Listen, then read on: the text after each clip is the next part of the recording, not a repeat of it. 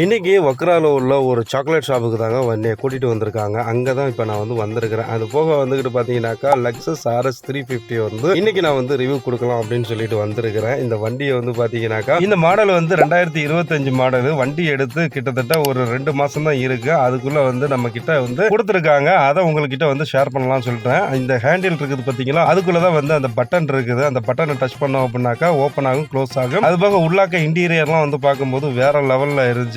இதுதான் அந்த chocolate shop வக்ரால இருக்குது. அப்படியே நம்ம வண்டியை பார்த்துருவோம் வாங்க. வண்டி class RX model 350, colour white, inside off white, type SUV, wheel drive, all wheel drive, seat type லெதர்ல கொடுத்துருக்காங்க.